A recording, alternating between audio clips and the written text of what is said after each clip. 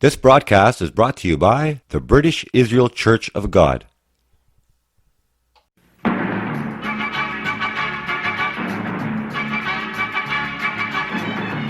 The Watchman Program. Evangelist and commentator Peter Salemi, bringing you the truth about today's world news in the light of Bible prophecy.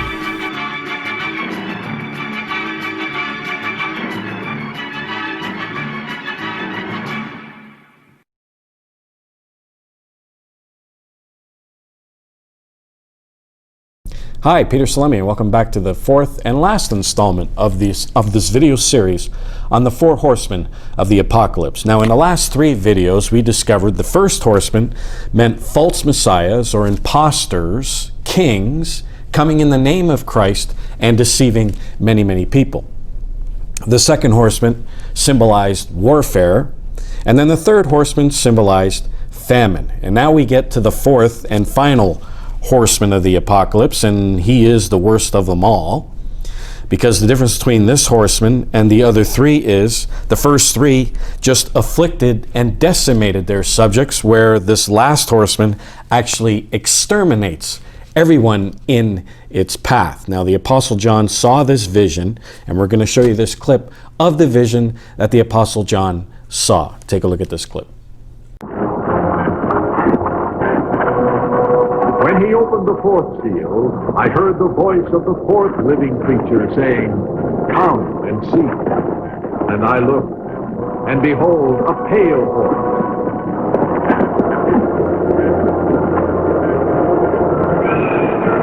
And the name of him who sat on it was Death, and hell followed with him.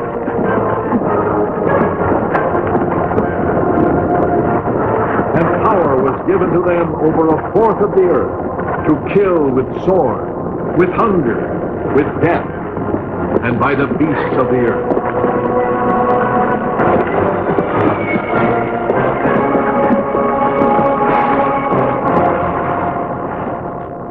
All right, so there's the grisly vision that the Apostle John saw, where he sees a rider on a pale horse. Now, that Greek word for pale is chloros, and when it's applied to man, it means one who is stricken with a plague.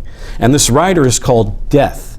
And the Greek word, when this Greek word is used by Jewish writers, it actually means pestilence. So the rider is pestilence, and then it says that hell, the Greek word is Hades, meaning the grave, followed with him. Of course, it's all in metaphor, symbolism, but it's like hell is acting like an undertaker, burying the dead that the pestilence has killed.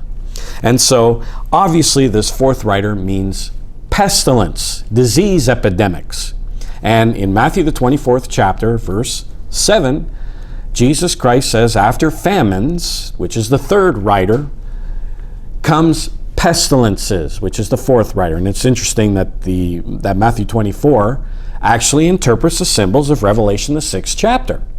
And it doesn't stop there. It goes on in verse 9. It says, when he opened the fifth seal, I saw under the altar the souls of them that were slain for the word of God and for the testimony which they held. Revelation 6:9.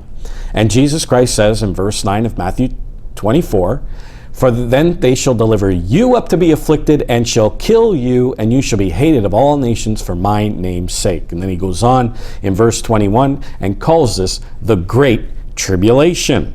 So the fifth seal is the Great Tribulation. Then the sixth seal, verse 12. He opened the sixth seal, and lo, there was a great earthquake, and the sun became black as sackcloth of hair, and the moon became as blood.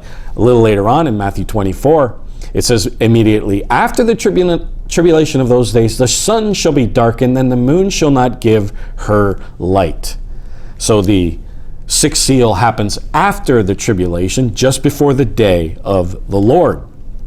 So Matthew 24 interprets the symbols of Revelation, the 6th chapter. Now, are we living in a time of disease epidemics? Well, when we look at the world today, we see disease epidemics just raging all over the world. We look at tuberculosis, we look at HIV and AIDS, other sexually transmitted diseases like syphilis, chlamydia, gonorrhea, and so on.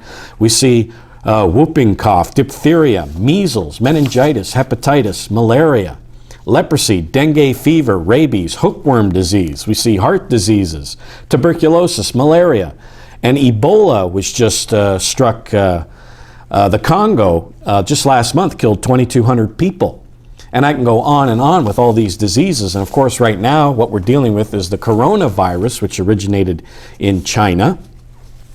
And this coronavirus, now that we see all the sporting events of the NBA, the NHL, March Madness, all these sporting events are being shut down because of the coronavirus. And of course, this is going to hit us economically. We look at the drop of the stock market, and one of those factors is the coronavirus. This coronavirus has the potential to destroy all our economies due to the quarantines that are being implemented right now. And we look at China. China just quarantined 50 million people in their cities in China.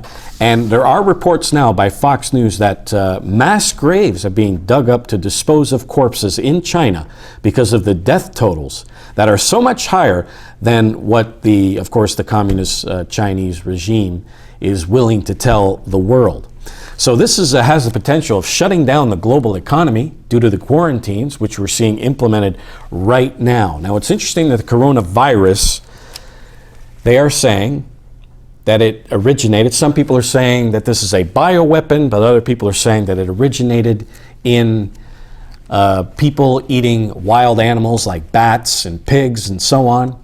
And I want to show you this clip from this news source that actually shows you where this coronavirus originated from and how it applies to Bible prophecy. Take a look at this clip.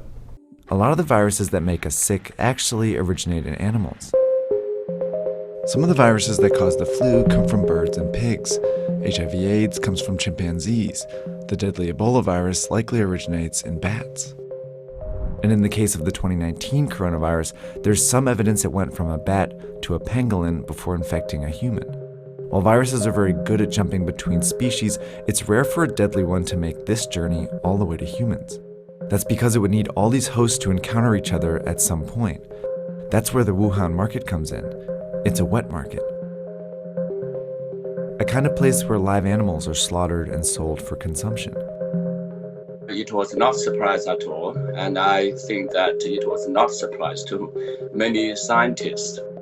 Peter Lee is a professor and expert on China's animal trade. The cages stack above one over another. Animals at the bottom are often soaked with all kinds of liquid, animal excrement, pus, blood, or whatever the liquid they're receiving from the animals above. That's exactly how a virus can jump from one animal to another. If that animal then comes in contact with or is consumed by a human, the virus could potentially infect them. And if the virus then spreads to other humans, it causes an outbreak. Wet markets are scattered all over the world, but the ones in China are particularly well known because they offer a wide variety of animals, including wildlife. This is a sample menu reportedly from the market in Wuhan. These animals are from all over the world, and each one has the potential to carry its own viruses to the market. The reason all these animals are in the same market is because of a decision China's government made decades ago.